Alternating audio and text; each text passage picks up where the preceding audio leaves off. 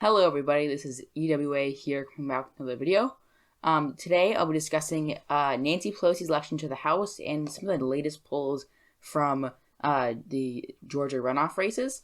The reason I'm doing this and the reason why they are connected is because I'll be doing some Biden administration updates, talking about maybe what's happening. This might be something I might do later, as well as talking about the policies and major legislation that is passed and supported by the Biden administration. But yes, these are actually two important events, the Georgia runoffs and the election of Nancy Pelosi as Speaker of the House, because this will really affect how Joe Biden's agenda is passed.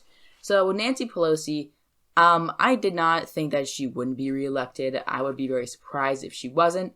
I was certainly expecting her to be reelected, but I was slightly worried because the Democrats have a very thin majority, just 11 Congress people in between the Democrats and Republicans, far narrower than in 2018. And in 2018, about 15 Democrats voted against Nancy Pelosi. They did not vote for Kevin McCarthy, and that's probably the most notable thing here, is that they voted for other Democrats because I don't think there are any constitutional requirements to be Speaker of the House in the Constitution. So, Joe Kennedy, Sherry Bustos, Joe Biden, they all got a vote from certain members who were voting against Nancy Pelosi as a protest vote, but they really knew it was just protest and really to play it to their bases. So that happened. About 5 Democrats voted against Nancy Pelosi: Connor Lamb, Jared Golden. I'll see if they mentioned them here. I believe Abigail Spanberger, who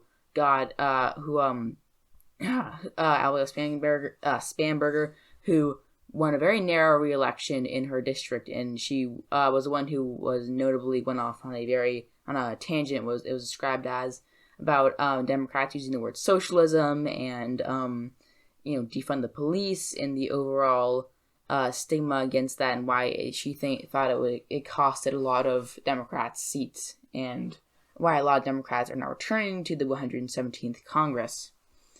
But yeah, anyway, again, 3 voted present. Jared Goldman voted for Tammy Duckworth, and Connor Lamb voted for Hakeem Jeffries, the chair of the Democratic Congressional Caucus.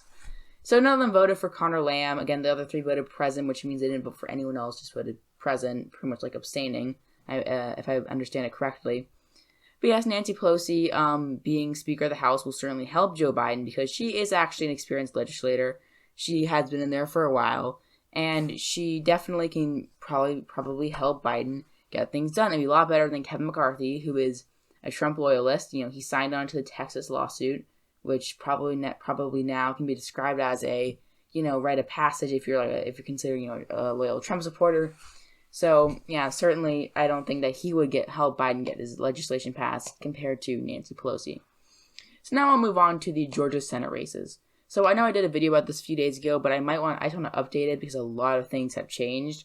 For example, it was, the margins were a lot narrower back then, but now, as you can see here, David Perdue is losing to Jon Ossoff by 1.8%. And if you account for these, in the state of Georgia, 538 underestimated I'll go to the site.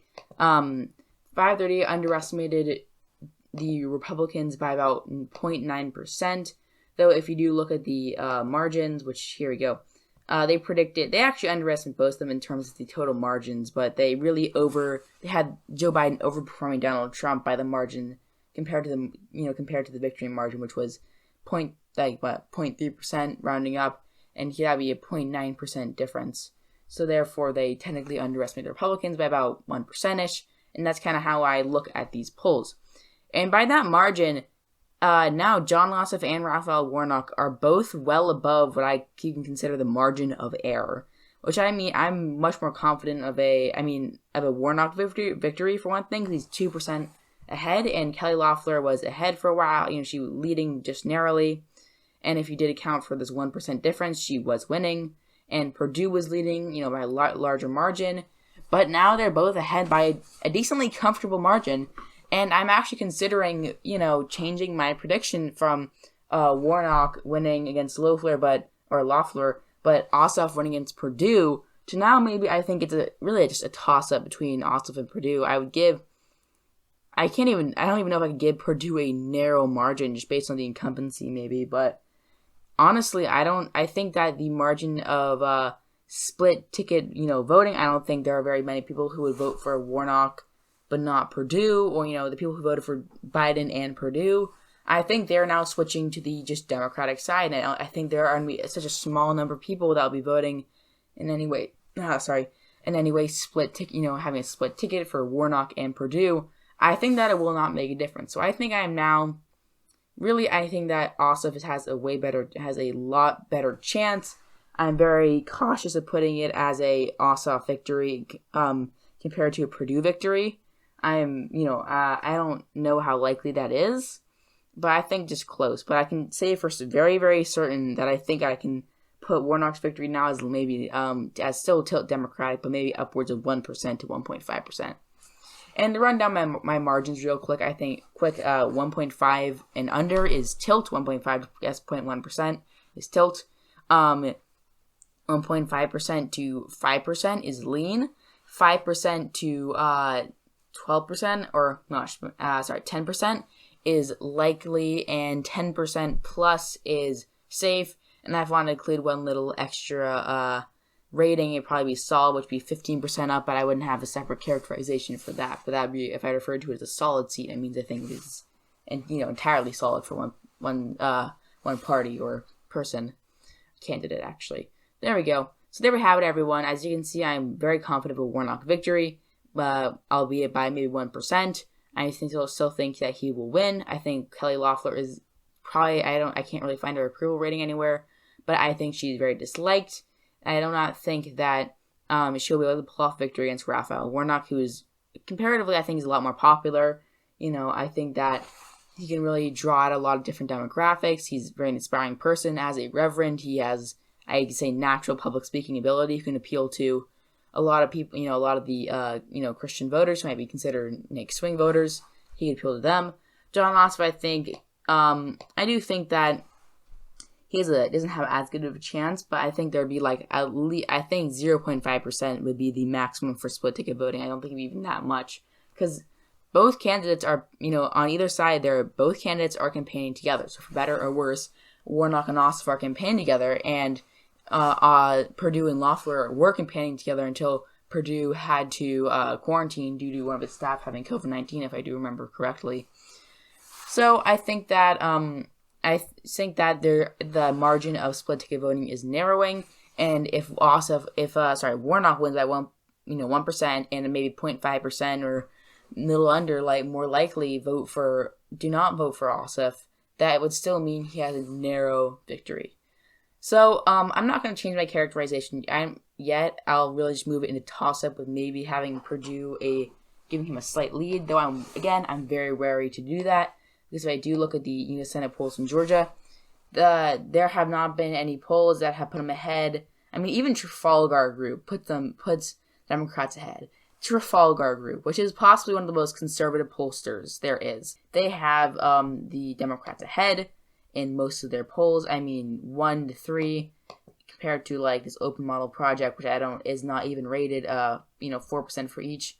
The last poll to have a split ticket was this Reconnect Research poll, which had Warnock ahead by 1 and Perdue ahead by 1. So that's about as you can see, Warnock, it was 43 to 42 versus 42 to 43. So about 1%. Only just about 1% of voters are doing a split ticket in that poll, or 1% of people being polled.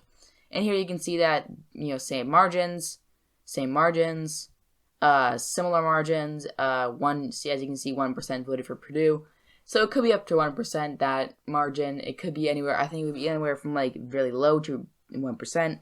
But still, I would say that I'm now bringing it as a toss-up, and I think that Ossoff has a significantly higher chance of winning, and I think I'd put the odds around 50-50. I know betting odds, if I look at Georgia Senate race betting odds, I believe they are now, sorry for my terrible spelling, I'm not good at spelling, It's too close to call, and Forbes described the Republican lead as evaporating, certainly not doing well.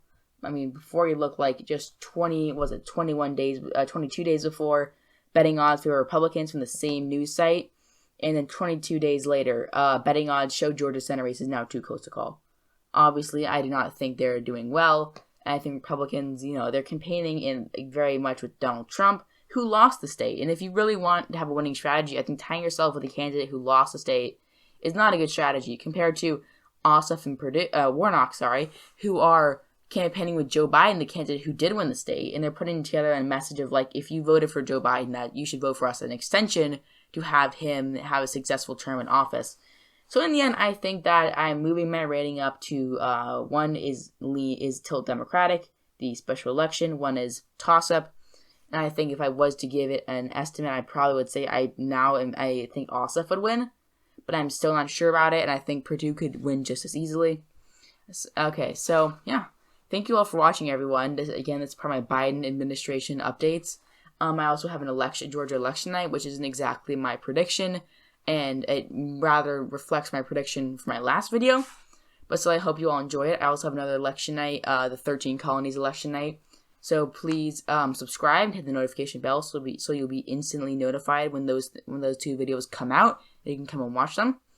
Please tell me in the comments what you think, how you think these Senate races will go. Do you think Ossoff will win over Perdue, or Perdue will win over Ossoff? Does Kelly Loeffler have a chance, or is she, or will the margin between Warnock's win be larger than I say? Tell me all what you think in the comment section down below. Like the video so other people can see it. Thank you all for watching, and have a good day.